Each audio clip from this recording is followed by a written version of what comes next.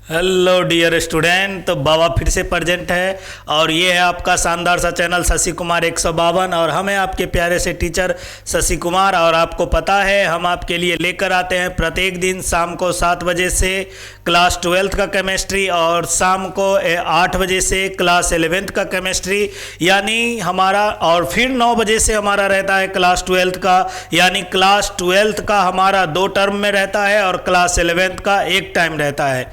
Class 12th का जो हमारा 2 टाइम चलता है, 1 टाइम हमारा फिजिकल और 1 टाइम हमारा चलता है इनऑर्गेनिक। फिजिकल में हमारा चल रहा है चैप्टर नंबर 2 यानी सॉल्यूशन, और इनऑर्गेनिक में हमारा चल रहा है चैप्टर नंबर 2 यानी पी ब्लॉक। और ये है लेक्चर नंबर 2 पी ब्लॉक का सेकेंड लेक्चर। यदि आपने पहला लेक्चर नहीं देखा है तो जाइए सबसे पहले हमारे चैनल पर सब्सक्राइब कीजिए, लाइक कीजिए, शेयर कीजिए और पिछला सभी लेक्चर को देखिए ताकि आपका जो भी डाउट है वो पूरा का पूरा क्या हो, क्लियर हो जाए।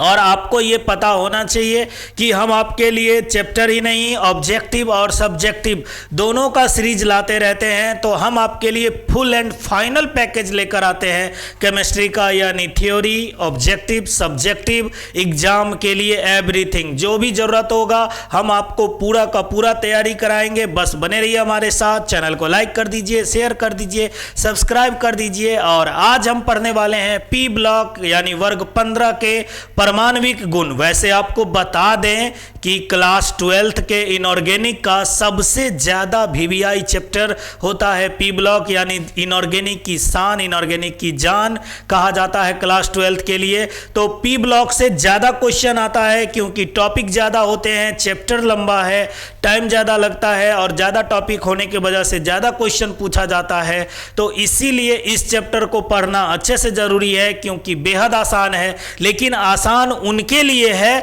जो क्लियर समझे हैं। अगर नहीं समझे हैं तो फिर आपको रट्टा मारना पड़ेगा क्योंकि इनऑर्गेनिक में एक्सेप्शन ज़्यादा होते हैं और एक्सेप्शन को रट्टा नहीं मारा जाता है, समझा जाता है। तो समझना बेहद ज़रूरी है, इसीलिए बने रहिए हमारे साथ। आज का लेक्चर स्टार्ट करते हैं वर्ग 15 के परमाणविक गुण।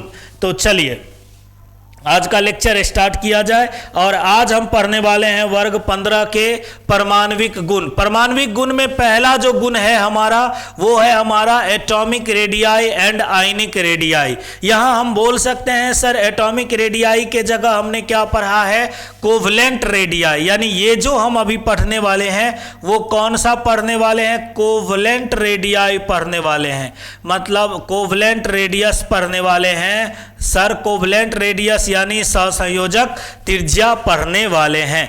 तो पहले हम सहसंयोजक त्रिज्या पढ़ेंगे, फिर हम आयनिक त्रिज्या की बात करेंगे। लेकिन सर त्रिज्या की बात करने से पहले हमको क्या देखना होगा, हमको देखना होगा इलेक्ट्रॉनिक विन्यास। हमको क्या देखना होगा, इलेक्ट्रॉनिक विन्यास। अगर इलेक्ट्रॉनिक विन्यास का डाउट क्लियर है तो हमें कोई परेशानी होने वाला नहीं है। अगर हम देखें इसमें कौन कौन से तत्व होते हैं तो याद कीजिए, न्यूजीलैंड, पाकिस्तान, ऑस्ट्रेलिया, सब बीके, ये हमारा है।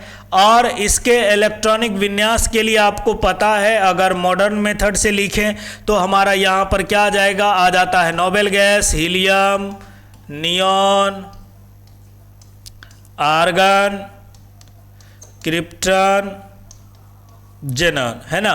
और अगर हम इसके आगे की बात करें तो इसके आगे हम लिख सकते हैं क्या, तो पहला में हमारा क्या आ जाता है, क्योंकि ये आवर्त सारणी के दूसरे आवर्त का है ना, पीरियोडिक टेबल के सेकेंड पीरियड का है ये, तो क्या हो जाएगा 2s2 और 2p3। यहाँ क्या हो जाता है 3s2 3p3। यहाँ क्या हो जाता है 4s2 और 4p3। लेकिन आपको पता है 4s से पहले कौन भरता है, 3d भरता है। आप लोग ना कमेंट करते रहिए, आप लोग कमेंट करना बिल्कुल बंद कर देते हैं। अब 4s के बाद हमारा किसका बारी आएगा, 5s2 और 5p3 का, और उससे पहले कौन भरेगा, 4d10 भरेगा। अब इसकी अगर हम बात करें तो इसमें कौन आएगा, 6s2 और 6p3। इसमें कौन कौन भरेगा सर, तो इसमें 4f भी आएगा, 4f 14 आएगा और 5d हमारा कितना 10। बात समझ में आया। तो ये है हमारा। अब अगर हम इलेक्ट्रॉनिक विन्यास पढ़ लिए हैं तो अगर हम देखते हैं कि नाइट्रोजन, फास्फोरस, आर्सेनिक, एंटीमनी और बिस्मथ का क्या होता है एटॉमिक रेडियाई, तो देखा गया कि सर अगर परमाणविक त्रिज्या देखा जाए तो ये 70 है, ये 110 है, ये 121 है, ये 141 है और ये हमारा क्या है 148 है। इसका मतलब है सर अगर हम इधर से इधर बढ़ें यानी ये वर्ग में नीचे की ओर जा रहे हैं ना, ऐसे रहता है ना nitrogen, phosphorus, arsenic, antimony, bismuth, तो अगर हम ऐसे जा रहे हैं नाइट्रोजन से बिस्मथ की ओर यानी वर्ग में नीचे जाने पर हमारा क्या होता है, हमारा होता है परमाणु त्रिज्या बढ़ता है। आप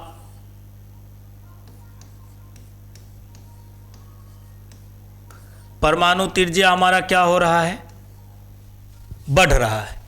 यहां तक में कोई दिक्कत है नहीं। अब क्या हुआ हमारा, अब अगर हम देखें कि सर अगर गौर से आप देखिए तो इसके बीच में कितना का बढ़ोतरी हुआ है, सर इसके बीच में ना हमारा 40 का लगभग बढ़ोतरी हुआ है। कितना, 40 का। अगर हम देखें इसमें कितना बढ़ोतरी हुआ है तो इसमें ना लगभग कितना 11 का बढ़ोतरी हुआ है। इसके बीच में अगर हम देखें कितना का बढ़ोतरी हुआ है तो लगभग 20 का बढ़ोतरी हुआ है और इधर देखें तो कितना का बढ़ोतरी हुआ है, केवल और केवल 7 का हुआ है। यानी सर अगर हम गौर से देखें तो क्या हो रहा है, यहाँ से यहाँ जो है वो हमारा मैक्सिमम इंक्रीज हो रहा है। क्या हो रहा है, मैक्सिमम इंक्रीज हो रहा है, मतलब अधिक बढ़ोतरी हो रहा है।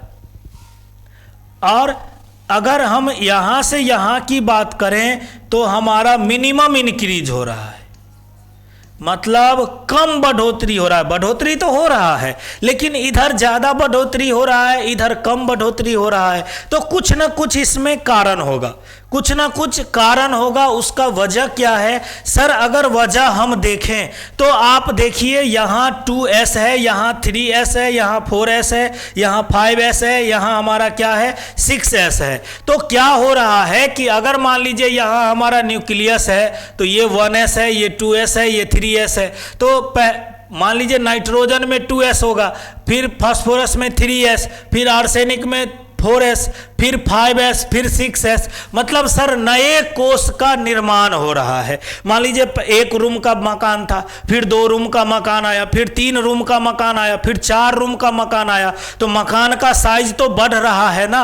और मकान का साइज क्यों बढ़ रहा है, क्योंकि सर उसमें कमरे की संख्या बढ़ रहा है। क्या बढ़ रहा है, कमरे की संख्या बढ़ रहा है। और कमरे की संख्या अगर बढ़ रहा है तो हमने यहाँ क्या बोला, हमने यहाँ एक कारण बताया कि सर ये जो हमारा बढ़ रहा है, ये जो हमारा बढ़ रहा है ये किसके कारण बढ़ रहा है, तो ये बढ़ रहा है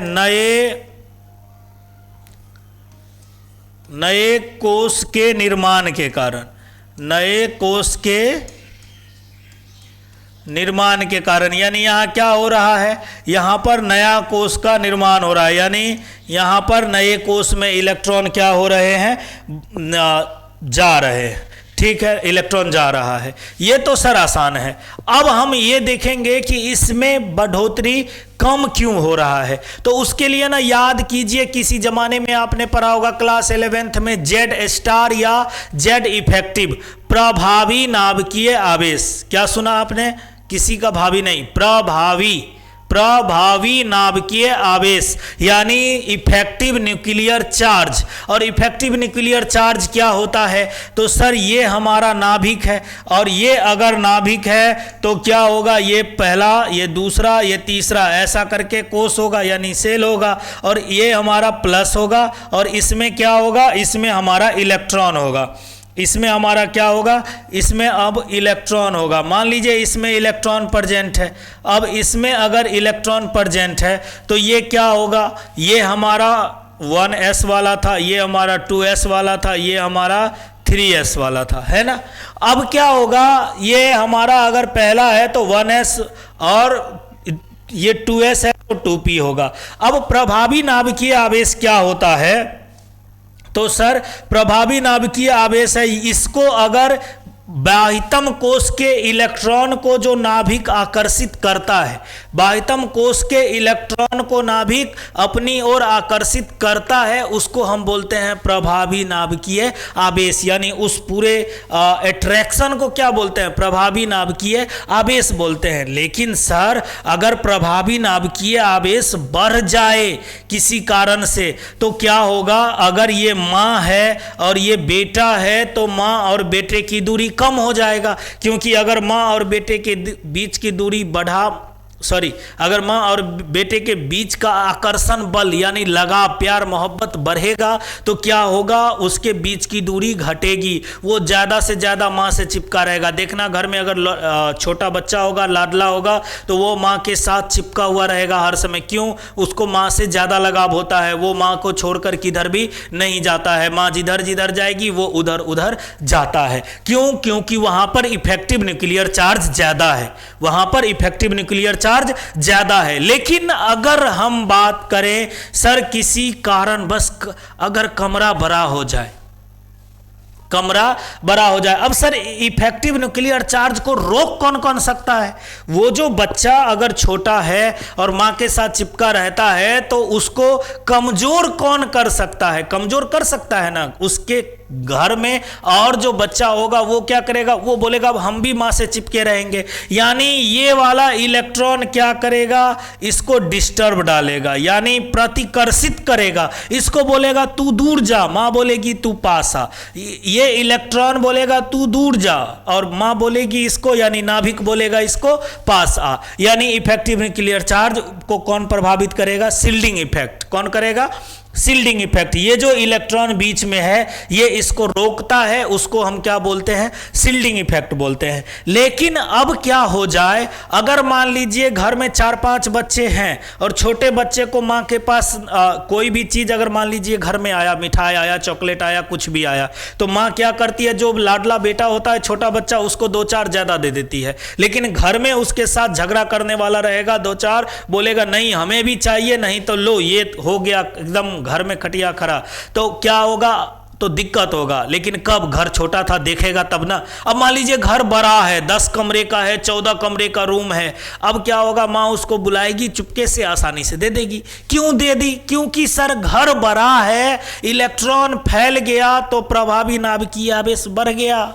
जैसे ही घर बड़ा हुआ तो वो बच्चा अब माँ के पास आसानी से चला जाएगा। रोकने वाला अब कभी उस रूम में होगा, कभी उस रूम में होगा, कभी उस रूम में होगा।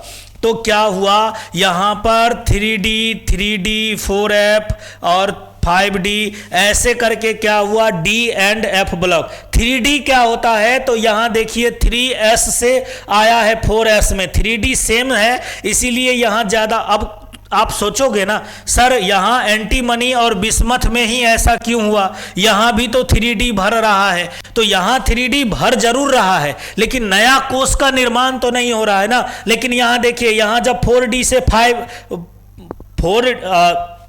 5S से किस में आया?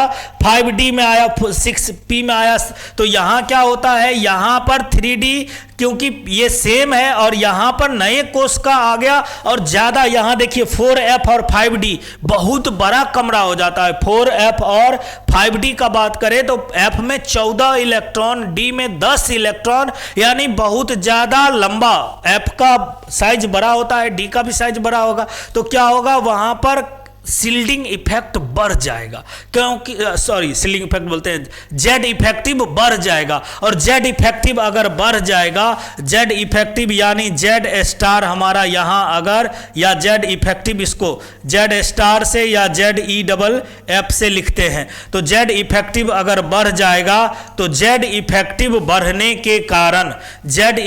बढ़ने के कारण ये माँ और बेटे का लगाव बढ़ेगा, बेटा नजदीक आएगा, यानी इस इलेक्ट्रॉन को अपने पास खींच लेगा।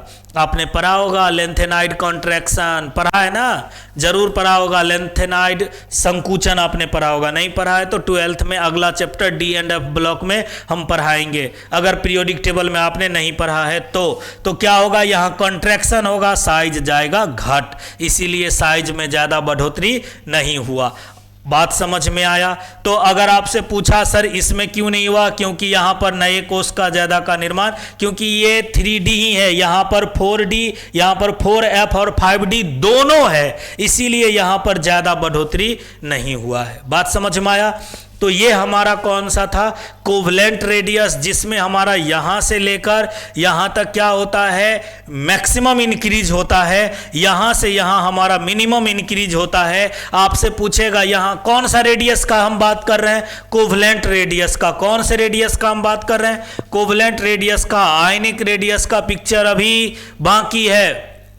तो कोवलेंट रेडियस में हमने देखा कि ये परमाणु त्रिज्या जो इसमें ज़्यादा इंक्रीज बढ़ रहा है, वो किस वजह से, क्योंकि यहाँ पर नए कोष का निर्माण हो रहा है। लेकिन अगर यहाँ पर पूछे कि यहाँ पर मिनिमम इंक्रीज क्यों हो रहा है, तो आप बोलिएगा डी एंड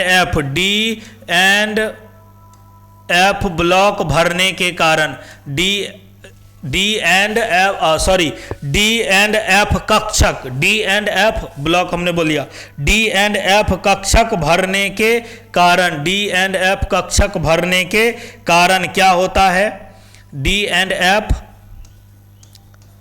कक्षक भरने के कारण यहाँ पर क्या हुआ है, भरने के कारण यहाँ पर क्या हुआ है, यहाँ पर जेड इफेक्टिव बढ़ गया है, और जेड इफेक्टिव अगर बढ़ गया है तो क्या हो गया, यहाँ पर प्रॉब्लम क्रिएट हो गया, और प्रॉब्लम क्रिएट हो गया मतलब दिक्कत महसूस हुआ। बात समझ में आया। तो चलिए इसको हम आप इसका स्क्रीनशॉट लीजिए। फिर हम देखते हैं आयनिक रेडियाई। क्या देखते हैं, आयनिक रेडियाई। आयनिक रेडियाई का अगर हम बात करें कि सर आयनिक रेडियस में क्या होता है कहानी, तो आयनिक रेडियस का अगर आप बात कीजिएगा तो क्या इसमें +3 दिखा रहा है। सर +3 कैसे आया होगा, तो अगर अभी हमने देखा क्या, यहाँ पर हमने देखा था न्यूजीलैंड, पाकिस्तान, ऑस्ट्रेलिया सब बिके।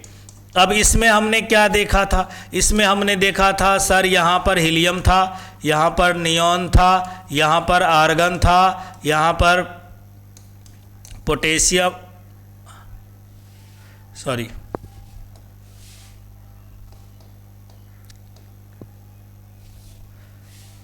यहाँ पर क्रिप्टन था, और यहाँ पर जेनॉन था। यहाँ पर क्या था 2s2 2p3, यहाँ पर क्या था 3s2 3p3, यहाँ क्या था 4s2 और 4p3, यहाँ क्या था 5s2 5p3, और यहाँ क्या था 6s2 6p3। बीच में हमने देखा यहाँ पर कौन आया था 3d10, यहाँ पर कौन आया था 4d10, और यहाँ पर कौन आया था 4f14, और साथ में आया था हमारा 5d10, और यहाँ पर ऐसे हुआ था 6s।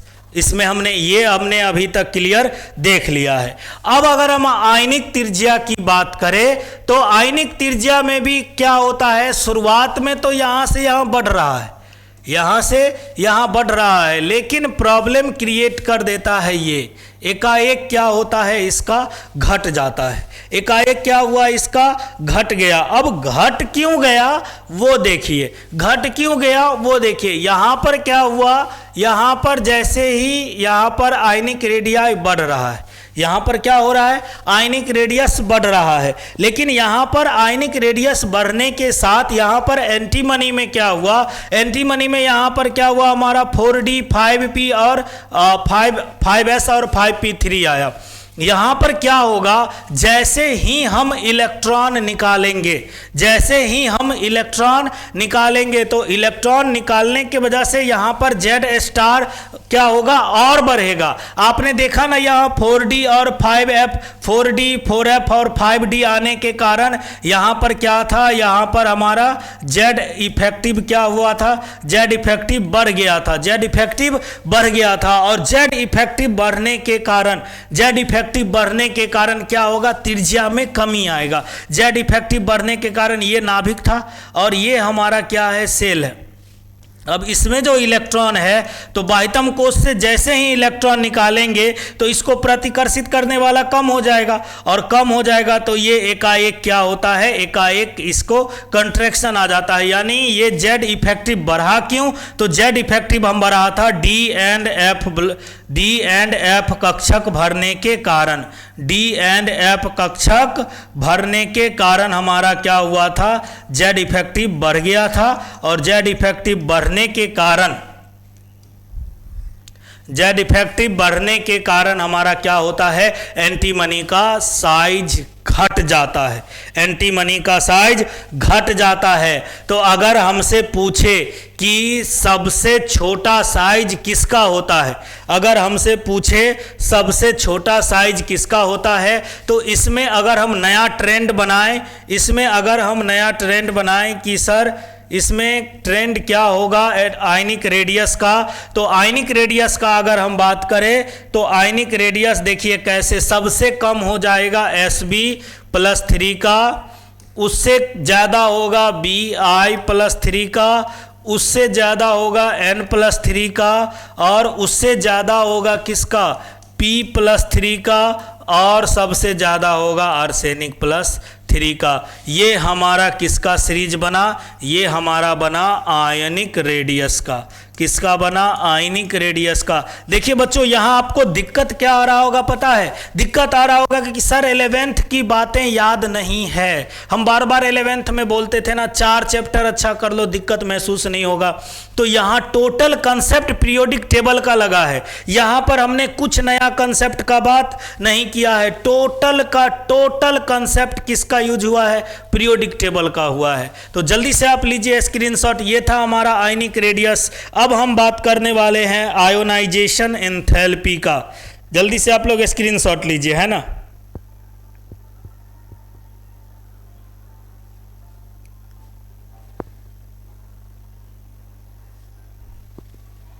चलिए, तो लगभग उम्मीद करते हैं कि आपने इसका स्क्रीनशॉट ले लिया होगा। थोड़ा सा ध्यान से पढ़िएगा, इत्मीनान से पढ़िएगा। पहली बार में हो सकता है कंसेप्ट क्लियर ना हो, तो आप पहले क्या कीजिए, अच्छे से रिवाइज कर लीजिए पीरियोडिक टेबल का, और फिर इसको पढ़ के देखिए, तब ज़्यादा मज़ा आएगा। अगर आप नहीं जानते रहते हैं ना तो लगेगा सर क्या हो रहा है, कुछ पता ही नहीं चल रहा है।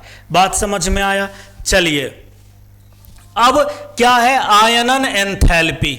आयनन एंथैल्पी वर्ड भी हमने पीरियोडिक टेबल में पढ़ाया है। आयोनाइजेशन एनर्जी पढ़ाया होगा, आयनन ऊर्जा क्या आपको पढ़ाया होगा, आयनन ऊर्जा, आयनन विभव या आयनन एंथैल्पी।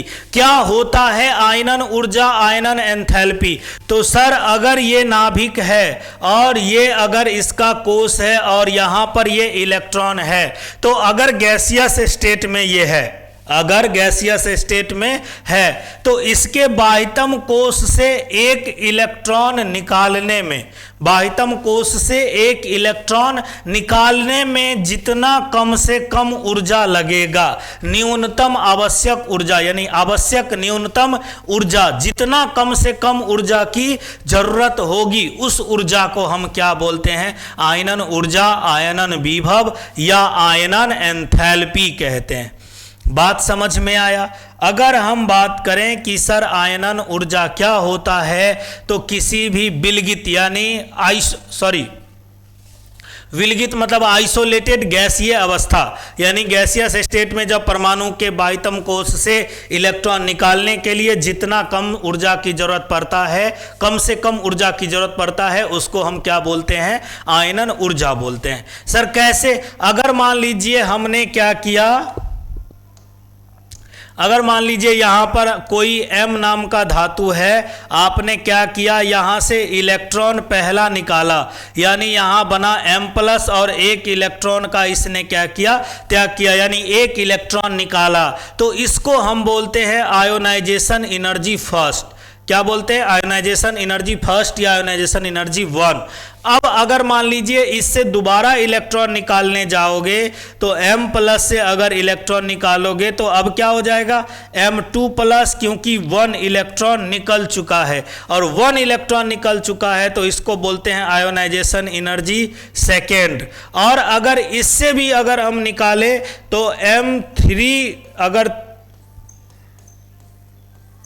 दूसरा इलेक्ट्रॉन इसके बाद अगर इलेक्ट्रॉन निकलेगा तो क्या बनेगा, M3, यानी यहां पर कितना इलेक्ट्रॉन निकला, यानी थर्ड, इसीलिए इसको हमने बोला आयोनाइजेशन एनर्जी थर्ड। ये सभी जानकारी हम पीरियोडिक टेबल में पहले ही पढ़ा चुके हैं क्लास 11th में।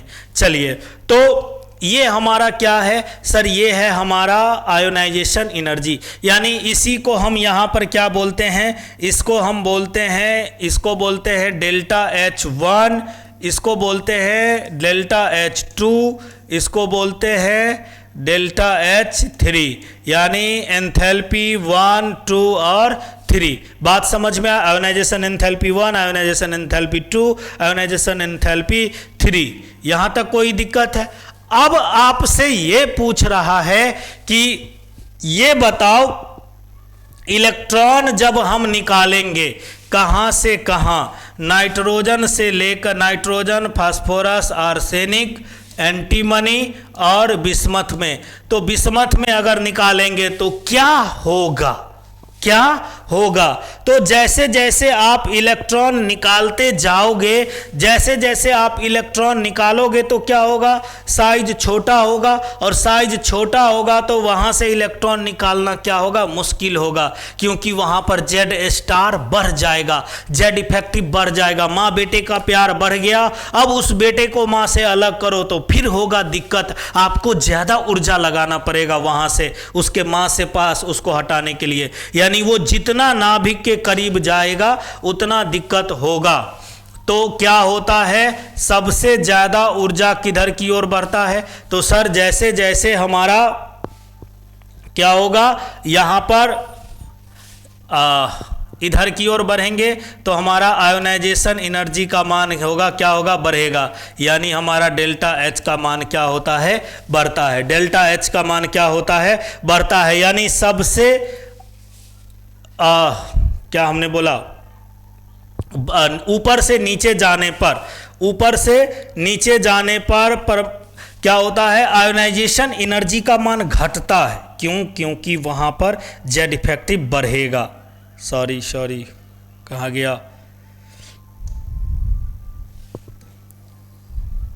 ऊपर से नीचे जाने पर क्या होगा, हमारा साइज में बढ़ रहा है ना, और साइज अगर बढ़ रहा है तो हमारा आयोनाइजेशन एनर्जी का मान घटेगा। अभी हम बताते हैं आपको अट्रैक्शन वाला, पहले ये देख लीजिए कि अगर छोटा साइज है तो माँ के पास ज़्यादा होगा, और हमने क्या बताया, माँ के पास अगर ज़्यादा है यानी क्या होगा, वहाँ पर दिक्कत महसूस होगा, और यहाँ पर बड़ा साइज है तो हमको कम एनर्जी का ज़रूरत पड़ेगा, कि तो ज़्यादा एनर्जी का ज़रूरत किसको पड़ेगा, नाइट्रोजन को। वजह दूसरा क्या है, वजह दूसरा है कि सर नाइट्रोजन का क्या होता है, हाफ फील्ड और मतलब ऑर्बिटल होता है, इसलिए इसका क्या होता है, स्टेबल भी होता है। तो यहां पर हमारा क्या होगा, डेल्टा H का मान क्या होगा, घटेगा, यानी हम नाइट्रोजन से बिस्मथ की ओर जाएंगे तो हमारा क्या होगा, आयोनाइजेशन एनर्जी का मान घटता है। क्या होता है, आयोनाइजेशन एनर्जी का मान घटता है। तो अगर हम देखें, आपसे 3 बात पूछेगा, क्या, फर्स्ट आयोनाइजेशन एनर्जी का मान बताओ, या हम डेल्टा H ही डायरेक्ट ले लेते हैं, एंथैल्पी का यहां पढ़ रहे हैं ना, दोनों सेम है, कोई परिवर्तन नहीं आएगा। तो आपसे पूछेगा डेल्टा H1 का मान, डेल्टा H2 का मान और डेल्टा H3 का मान, तीनों का मान हम देखने वाले हैं, क्या अंतर आता है। तीनों का मान अगर हम देखें तो पहला हमारा सेम टू सेम रह जाएगा, सबसे ज़्यादा नाइट्रोजन का, उससे कम फास्फोरस का, तब आर्सेनिक का, तब एंटीमनी का और तब बिस्मथ का, यानी इसमें कोई एक्सेप्शन नहीं है, इसमें कोई एक्सेप्शन नहीं है। लेकिन एक्सेप्शन आता कब है, एक्सेप्शन आता कब है, जब सर प्रॉब्लम होगा, जब हमारा क्या होगा, प्रॉब्लम होगा, और जब प्रॉब्लम होगा, जब हमारा प्रॉब्लम होगा तो क्या होता है, हमारा यहाँ पर Sb यानी एंटीमनी और बिस्मथ। एंटीमनी और बिस्मथ में क्या होता है कि देखिए घर बड़ा है और जैसे ही इलेक्ट्रॉन हम निकाले हैं तो यहाँ पर क्या होगा, 4f ऑर्बिटल के कारण Z इफेक्टिव बढ़ेगा, और Z इफेक्टिव बढ़ेगा तो हमारा क्या होता है, हमारा आयोनाइजेशन एनर्जी भी बढ़ जाएगा। हमने क्या बोला, माँ बेटे से लगाव ज्यादा होगा तो दम ज्यादा लगाना पड़ेगा उसको हटाने के लिए, और माँ बेटे के बीच में लगाव कम रहेगा तो उसको कम लगाना पड़ेगा। तो यहाँ पर केवल क्या होता है, बिस्मथ में चेंजिंग आता है, क्योंकि बिस्मथ में आपने देखा था 4f ऑर्बिटल भरता है, जिसके वजह से हमारा बिस्मथ एक कदम आगे चला आता है, और ये हमारा सीरीज हो जाएगा न्यूजीलैंड, पाकिस्तान, ऑस्ट्रेलिया, और यहां पर चेंजिंग होगा। और चेंजिंग क्या होगा, तो चेंजिंग हो जाता है यहां पर कौन आ जाता है, बिस्मथ, और सबसे कम किसका हो जाता है, एंटीमनी का। बात समझ में आया। और अगर हम आयोनाइजेशन एनर्जी थर्ड का बात करें तो सेम कहानी रह जाता है, इसमें कोई चेंजिंग नहीं आता है। देखिए थोड़ा सा कंसेप्ट हमने डिटेल में बताया है, आपको बस पचाने की क्षमता होनी चाहिए। इस नीट में आपको एक्सेप्शन ही पूछता है, जो पूछेगा एक्सेप्शन पूछेगा, आसान वाला बिल्कुल नहीं पूछेगा। लेकिन अगर बोर्ड के लिए बात करें तो हमारा केवल इससे काम चल जाएगा। डेल्टा H1 ऊपर से नीचे पर जाने पर क्या होता है, घटता है, ऊपर से नीचे की ओर जाने पर हमारा क्या होता है, घट जाता है। बात समझ में आया। और अगर आपसे कहानी पूछा डेल्टा H में बिस्मथ क्यों आगे आ गया, तो सीधा सा कहानी कहिएगा 4f ऑर्बिटल भरता है, जिसके कारण हमारा क्या होता है, Z इफेक्टिव बढ़ जाता है, और Z इफेक्टिव बढ़ जाएगा तो माँ बेटे के बीच का लगाव बढ़ जाएगा, तो क्या होगा, वहां से इलेक्ट्रॉन निकालना मुश्किल होगा। लेकिन इतना भी नहीं बढ़ता तो इससे ज्यादा हो जाएगा। बात समझ में आया। थोड़ा सा बोरिंग सा महसूस हो रहा होगा, लेकिन आपको ध्यान से समझने की जरूरत है। स्क्रीनशॉट लीजिए, हम बढ़ते हैं आगे। चलिए बढ़े। अब ना आप एक बात यहां पर नोट कर लीजिएगा, नोट में आप एक बात लिख लीजिएगा। नोट में क्या लिखिएगा, नोट में लिख लीजिएगा, जो अगर हम बात करें किसका, आयोनाइजेशन एनर्जी का, तो वर्ग 14 से ज्यादा, वर्ग कितना, 14 से ज्यादा होता है वर्ग 15 का आयोनाइजेशन एनर्जी, और वर्ग 15 का ज्यादा होता है वर्ग 16 से, यानी 14 और 16 से ज्यादा होता है किसका, वर्ग 15 का। आपसे पूछेगा क्यों, तो आप कहिएगा जो इसमें हाफ फील्ड ऑर्बिटल होता है, जिसके वजह से क्या होता है, ये ऐसा क्यों होता है, क्योंकि यहां पर हाफ फील्ड, यहां पर क्या होता है, हाफ फील्ड ऑर्बिटल होता है, और हाफ फील्ड ज्यादा स्टेबल होता है, जिसके वजह से हमारा क्या होगा, वर्ग 15 का आयोनाइजेशन एनर्जी ज्यादा होता है। सर ऐसा कैसे आपने बोल दिया, वर्ग 15 का हाफ फील्ड है तो क्या फर्क पड़ेगा,